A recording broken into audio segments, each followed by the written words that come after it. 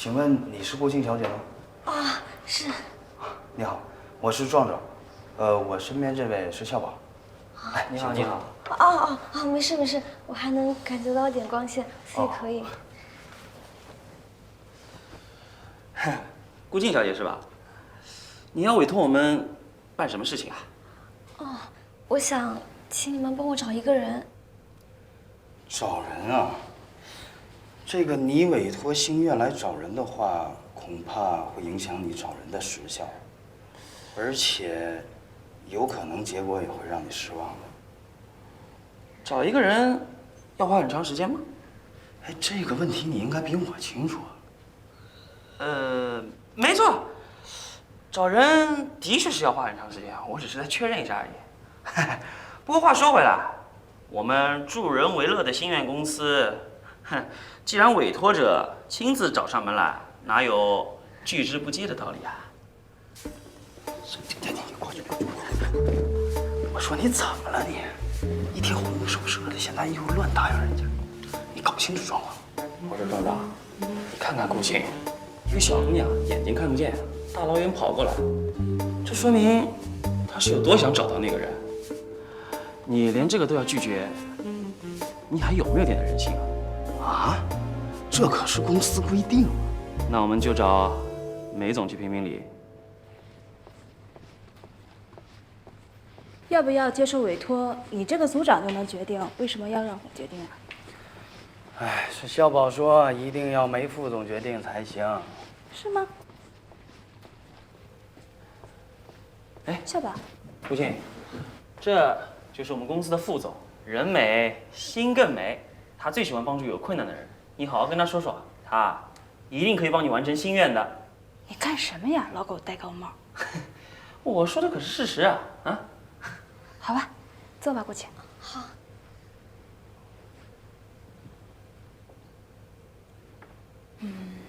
顾庆，孝宝其实说的太夸张了，我只是把分内的事情做好而已。只不过我们星院一向不接受寻人的委托，这样星院都该成为侦探局了，所以关于这点，请你谅解。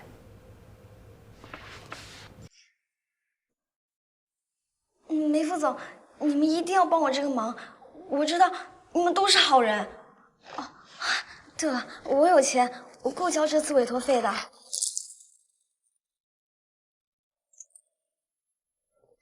这些都是我卖花赚来的钱，如果还不够的话，我可以延长我每天卖花的时间，尽快凑齐这次找人的费用。居然有人这么混蛋，拿玩具钞票给你买花！是吗？都怪我眼睛看不到，给人骗了，我也认了。啊，不过除了这张，其他全是真的吧？我够交这次费用吧？平时卖花很辛苦吧？不辛苦，我自食其力，我靠自己劳动生存，我很自豪。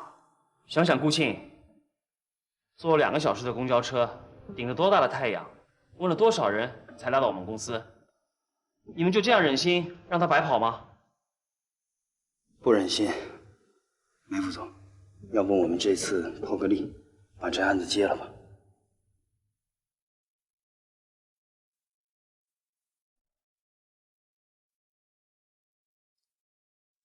好吧，有事我顶着。谢谢梅副总，谢谢你们。顾庆，别担心，有我们呢。停车！怎么了，董事长？不可以去了，去梅高米。好。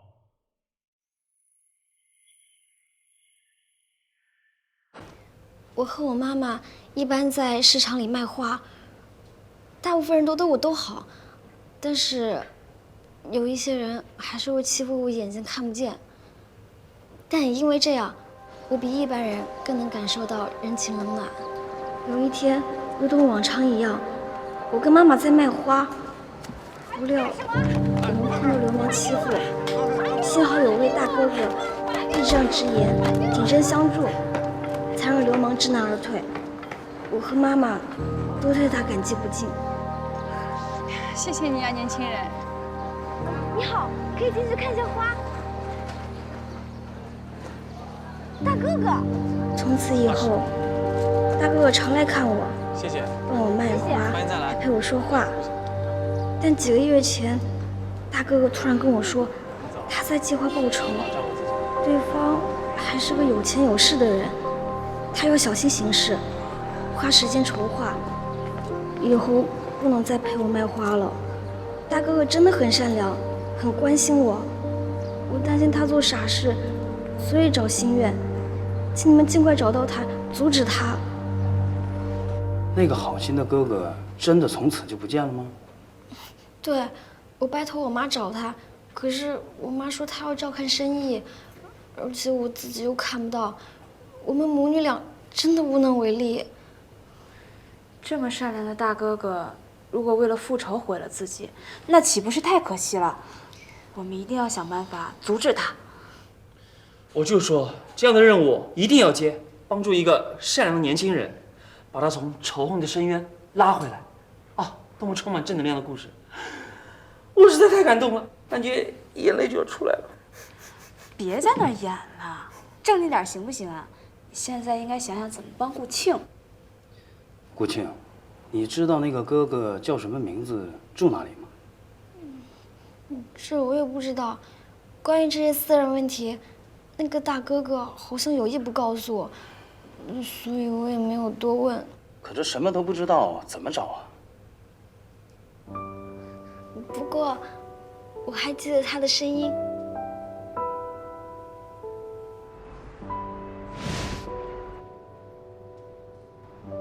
董事长，我们等了有一段时间。你先到车上等。好。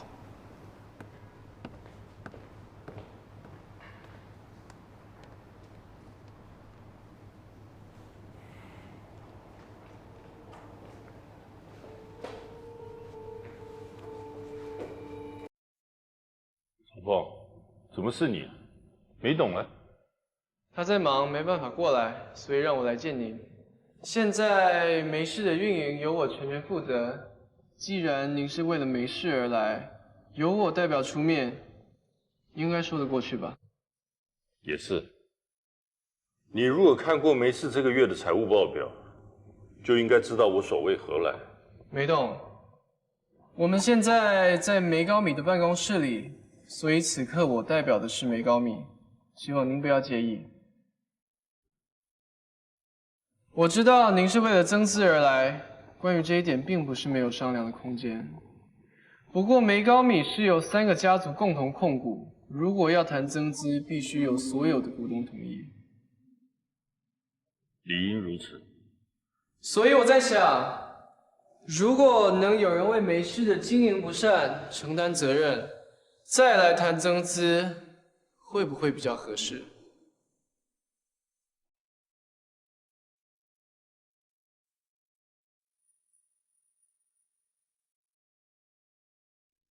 爸，你怎么来了？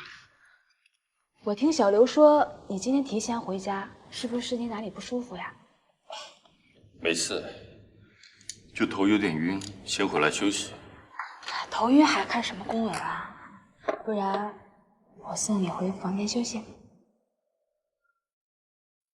你这说话的神情跟你妈一模一样，你妈也是这么体贴。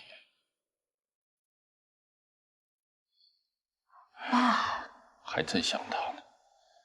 哦，对了，公司最新一季的财报出来了，不是很好看。如果再不改善，恐怕会有麻烦。爸，你就是为了这个难过吗？没办法，过去4年累积的问题太大。最近我在着手拟定新的保险产品，明天就可以正式公开讨论。希望趁着公司形象稍有好转，新的产品可以卖得好一点。我对爸爸有信心。就公司经营而言，我们现在还要靠梅高米的资金，才能度过公司的财务危机。那也只是暂时的权宜之计，单靠梅高米也不行啊。其实现在就有一个更好、更长远的办法，可是爸怕你不同意。只要是为了公司，怎么都行。爸，你尽管说。你跟超峰交情不错，超峰似乎对你也有好感。爸希望你能答应我一件事。妹妹，笑宝，你爸没事吧？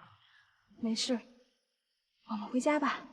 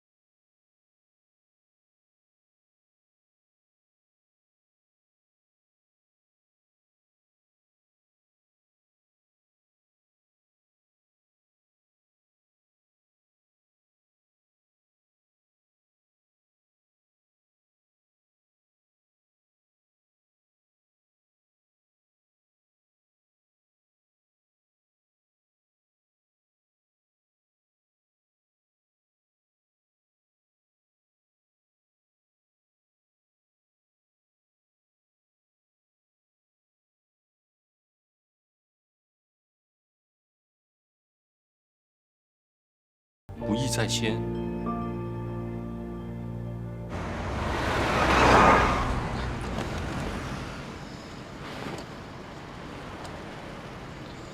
笑宝，你把车停这儿干嘛呀？你问我，我还想问问你呢。一路上都不说话，心事重重的样子。说吧，到底什么事？没什么事儿啊。我这个男朋友就这么不值得信任吗？有什么事情宁愿自己放在心里，也不肯跟我讲啊？其实真的没什么事儿，就是我爸爸最近身体不太好，我有点担心他。就这事啊？如果只是身体问题的话，那倒是小事一桩，买点人参、燕窝送过去。好，听你的，我们明天就去买。小宝，我们回家吧，姥姥还等着我们呢。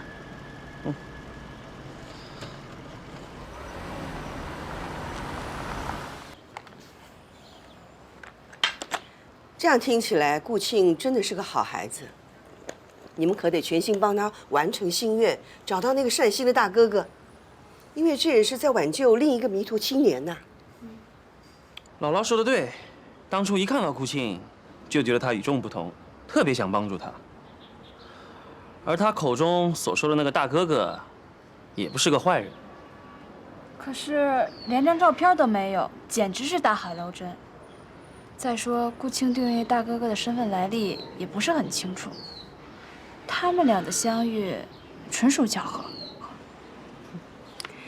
天下没有完全巧合的事儿，就算最后一步是巧合，那也是因为有前几步的酝酿。那敢问，充满才情与智慧并肩的姥姥，你看出什么端倪来了吗？你们想想，如果说那个年轻人出手帮助顾庆，并不是巧合呢？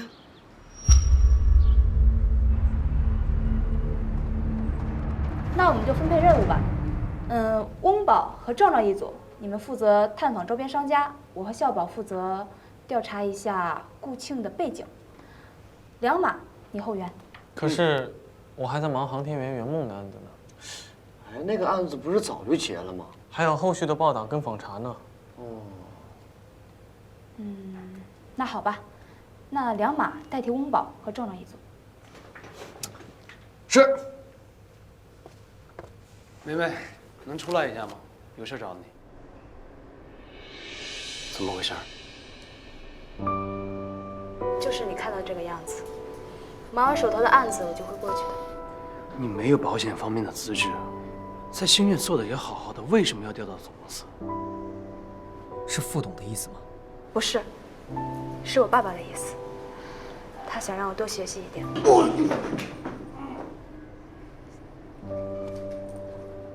孝宝，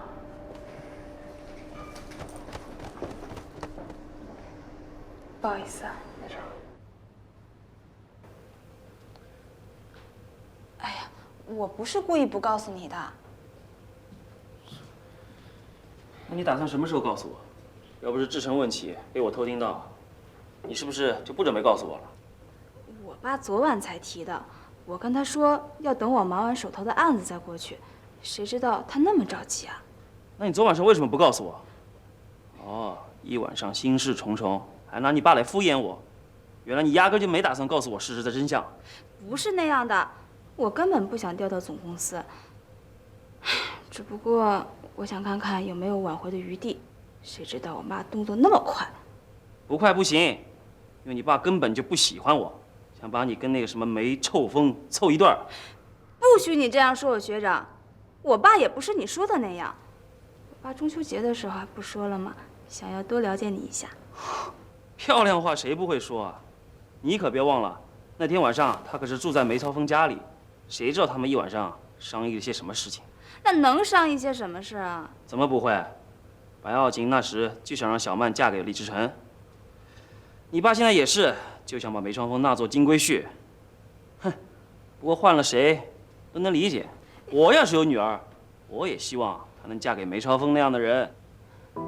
都跟你说了，我爸对你没意见，还在那说东说西的，简直不可理喻。哎，妹妹，妹妹，干嘛？是我无理取闹，是我不可理喻。我会那样也是因为……为什么？因为你是我最亲近的人，我不能失去你。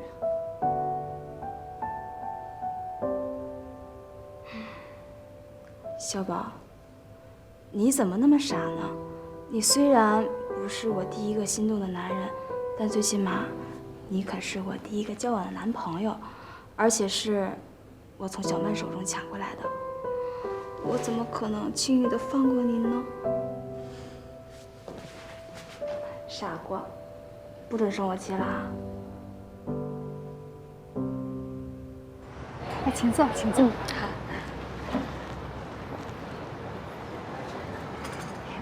没想到顾庆啊，竟然大老远爬去麻烦你们，真是不好意思啊。这个年轻人我见过好几次，可以确定我以前不认识他。有没有可能是顾庆爸爸认识的人啊？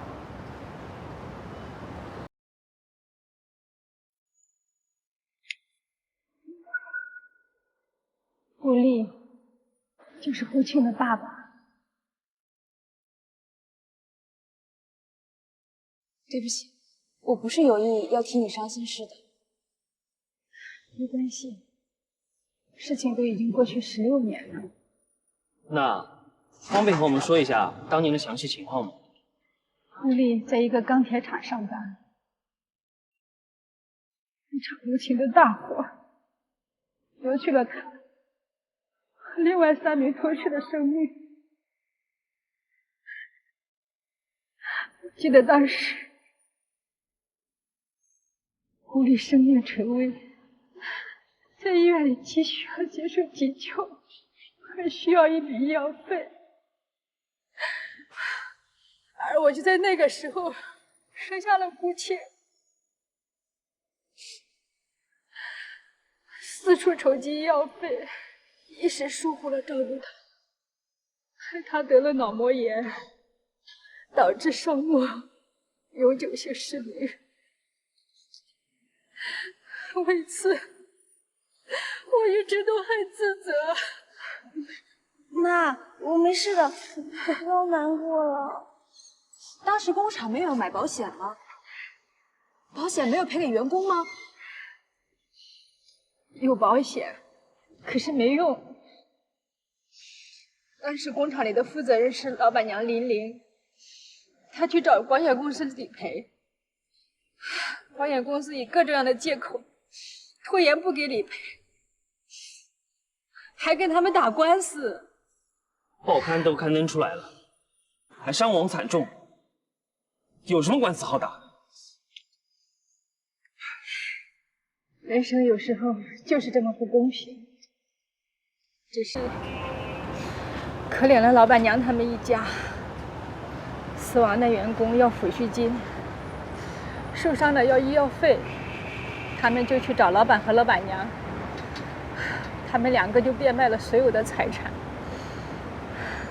甚至去借高利贷。借高利贷？可是高利贷利息很高的，他们还得起吗？就是因为借了高利贷还不起，他们被逼得走投无路。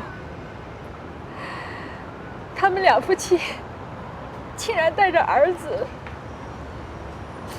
驾车投海自尽了。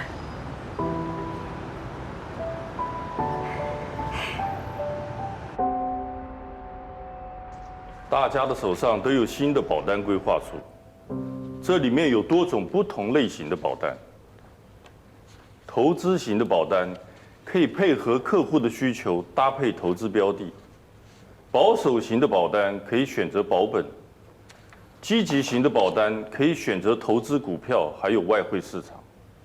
针对这些保单，大家有没有什么意见啊？这些新规划的保单大有市场潜力，我认为可行。想法是不错，但是毕竟没有经过市场的考验，如果把公司的未来赌在这几张新保单上，那风险未免也太高了。我看不如先关闭几家获利不佳的分公司还来得实际一点。新保单还没有执行，我认为不该预设结果，太独断了。而且裁员的消息一出，对公司的士气打击很大，外界对我们的看法会越来越悲观，反而对公司不利。李总说的我都明白，要采取这种壮士断腕的策略也是迫不得已。不过依照我的财务规划，现在裁员至少可以及时停止亏损。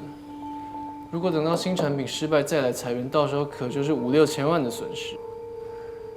我倒是支持志成的看法，他担任公司总经理多年，了解员工的能耐。如果奋力一搏，或许可以扭转公司的危机。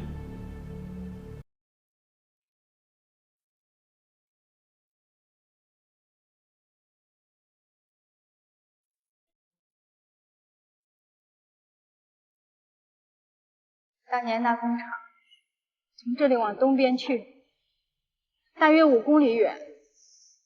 那场事故后，工厂就废弃了，很是荒凉。到底是哪家保险公司这么过分？我记得好像是一个很不讲理的名字，没事哦，是没事。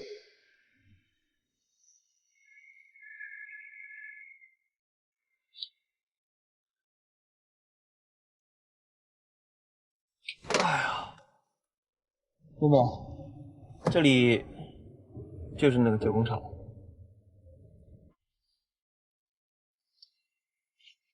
小宝，我的心情好复杂呀。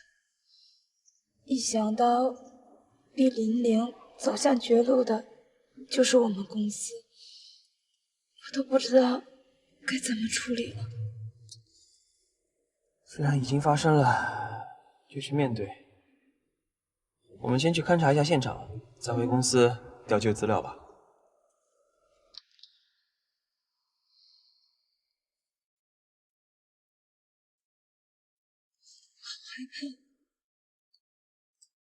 我好害怕会查出什么，自己不该怎么办。别想太多。这样好了，我先下去调查一下，你就留在车上休息。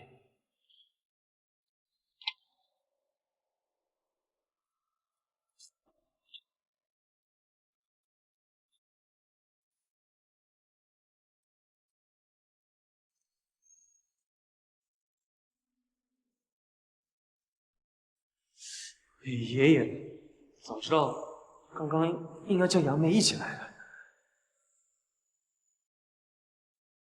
不行，男子汉大丈夫，这说出去还不成了笑话，让人。都16年了，那个孤魂野鬼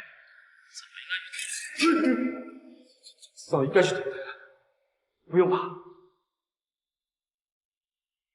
志成，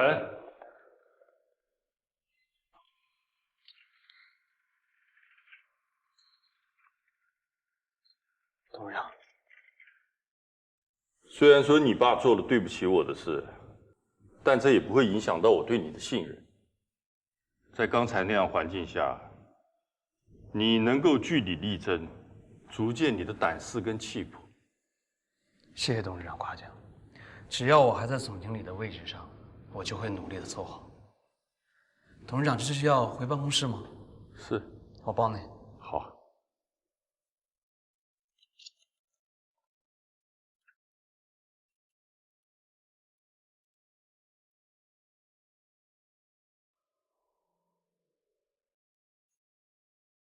这里都荒废了16年了，怎么还会有这么多东西啊？难不成还有人住在这儿？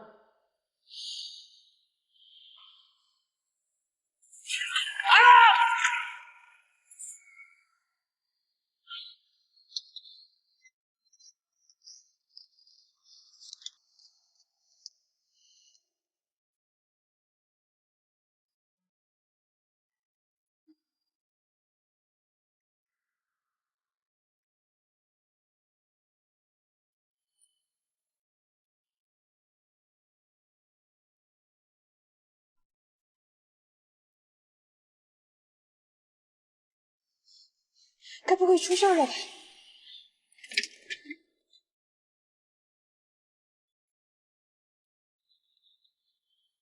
夏宝，夏宝，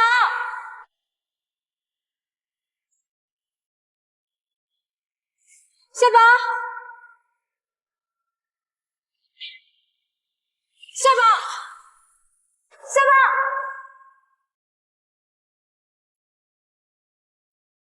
夏宝，是你吗？夏宝。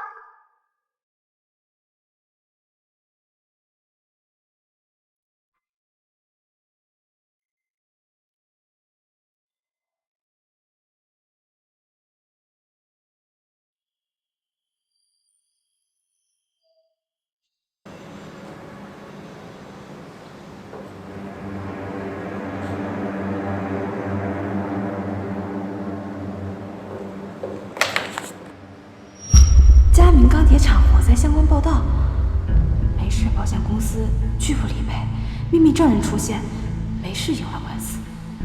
工厂负责人领领夫妻寻短见，怎么可能有这么恐怖的事情？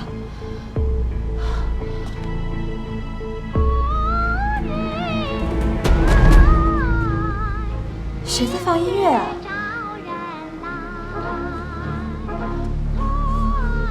夏宝吗？夏宝，开门！开门啊！有人吗？开门！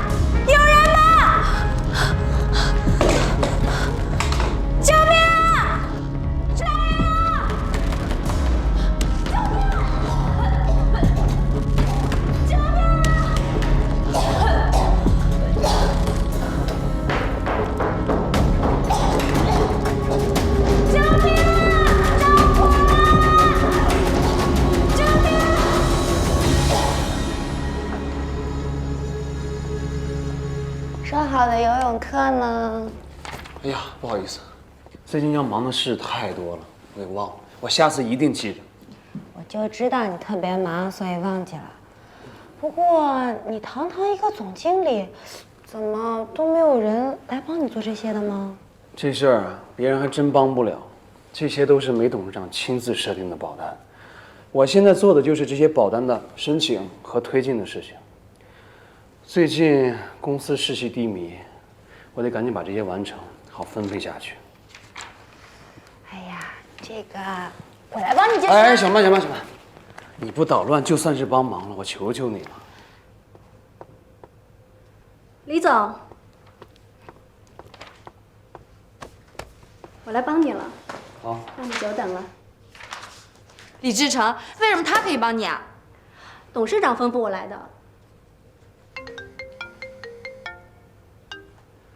喂，梅副董。哦，好，我马上过去。前几天和东南物产洽谈合作的事情终于有答复了。白白，这些新保单的这个申请你先处理着，不懂的等我回来再弄。好，既然我们的白白这么能干，那就帮李总留在公司研究这些文件吧。像这种应酬啊、社交的事情，我比较在行。我陪你去。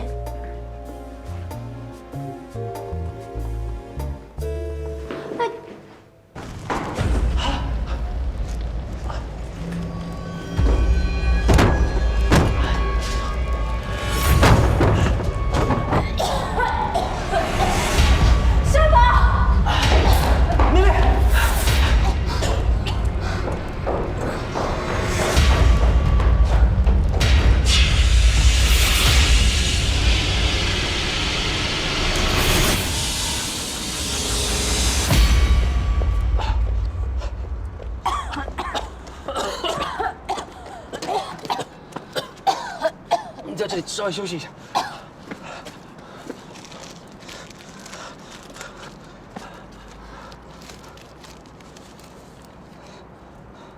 要不是我及时赶到，16年前的惨案要再次发生了。小宝，刚刚的灭火器，你是在哪儿拿的？就在房间门口外面拿的。怎么了？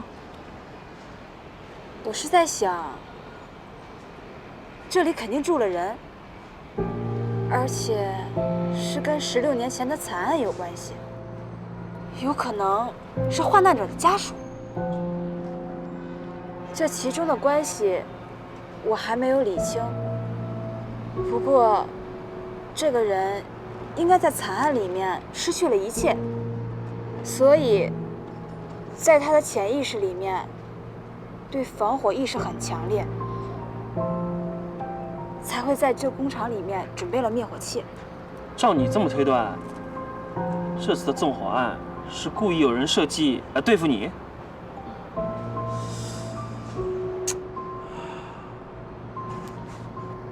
自从李婶的事件以来，你一次次遭遇到危险，先是墓园的袭击，再来就是中秋节的不速之客，现在又是纵火案。不行，这太危险了，我一定要赶快报警，让公安加强调查才行。不能报警。为什么？我一想到是梅氏害他们家破人亡，就不忍心伤害他们。小宝，冤冤相报何时了？现在最重要的事情是替他们解开心结。可是，小宝，我希望你能支持我的决定，因为这些都是梅氏的错，我不能再伤及无辜了。我必须把这事情调查清楚，再做决定，不然我会良心不安的。这个案子最有价值的线索，也是唯一可以当做突破口的，就是当年那场事故。这个就是当年事故的报告，我们一起研究一下吧。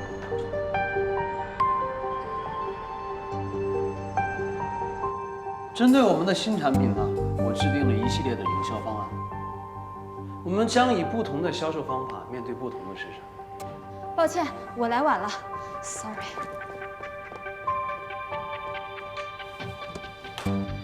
对于潜在的市场，我需要我们的业务员。经过寻访，我们找到了一些知道当年那起案子的人，但具体情况呢，大都不是很了解。不过还好，我们还是搜集到了一些宝贵的信息。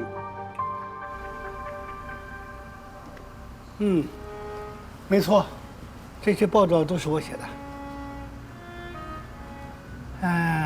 虽然我跑过不少的事故新闻，但这起事故啊，算是很惨的。整个事故的详细情况，我都写在报纸上了。我也退休这么多年了，今天你们突然来找我，不知道还想了解些什么情况？我想了解一下后续的发展，还有那些患难者家属是怎么安排的。4个罹难者的家属呢，因为老板娘玲玲的帮忙，日子啊还过得去。这个赖全呢，是唯一一个没有成家的，赔偿金呢都给了父母了。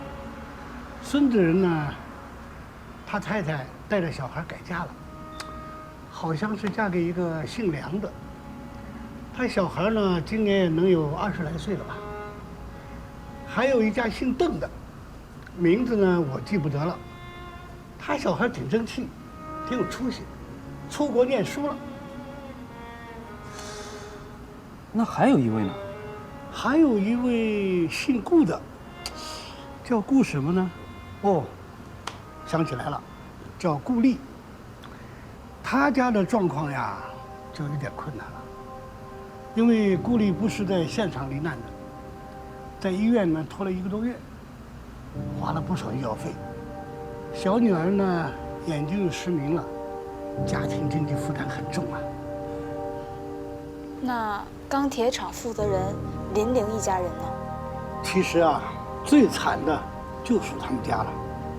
当年谁也没想到，玲玲他们一家人会投湖自尽。消息一传出啊，我立刻就赶到了现场。这小朋友还要气，赶快抢救！输送鱼呢？这么说来，老板娘的儿子活了下来，那这孩子后来怎么样了？当时这小孩才9岁，家破人亡啊，惨呐！为了保护他，政府特意安排了一个寄养的家庭来照顾他。但是后来我就不知道他的消息了。应该能查到些蛛丝马迹吧？这很难受，毕竟16年过去了嘛。要是他改个名换个姓，那就更难找了。您报道上写得很清楚，在工厂发生火灾之前已经买了火险，为什么保险公司不理赔，工厂打官司又输了呢？因为保险公司的辩护律师啊，他找到了关键证人。是工厂里的工人吗？不是，是一个和工厂没什么关系的人，而且是在官司打了半年以后才出现的。这就怪了，官司打了半年才出现，检方不会起疑吗？他说了，他内心十分煎熬，考虑了很久，才出来作证的。那他的证词怎么说的呀？他说，当天晚上他听到了工厂内传出的吵架的声音，然后呢，工厂就发生了火灾，所以这起火灾后来被法院判定为是蓄意纵火，不是意外。就因为是人为的，不是意外，所以造成理赔的差距很大喽。对呀，正因为是这样，才把玲玲一家逼上了绝路啊！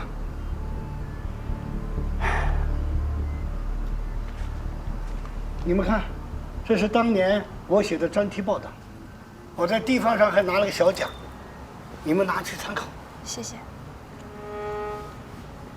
哎呀，我就纳闷了，这起事故过了那么多年了，你们怎么突然想起来问我？还有，这个新苑公司究竟是个什么样的公司啊？我们是接受别人委托帮人圆梦的公司，叫心愿。这件事情呢，跟我们接受的委托案有所关联，所以特此向您来请教一下。新月，好像我在杂志上看到过，记得是某个财团转投资的。就是梅氏企业。什么？你们俩是梅氏的人？啊，你们突然找我，就是另有别的目的？对不起，我不想惹麻烦。您的顾虑我理解，我们之所以继续调查这个案子，就想知道这个案子的背后是否另有隐情。我们不会为了梅氏保险集团而隐瞒真相，请你一定要相信我们。如果我们有意要维护梅氏保险集团，就不会大费周章的把这个案子重新翻出来，重新调查。是啊，他是公司的副总，有翻案的决定权。既然这样的话，我相信你们，希望你们能尽快的查出事情的真相来，还罹难者一个公道。放心吧，不会让你失望的。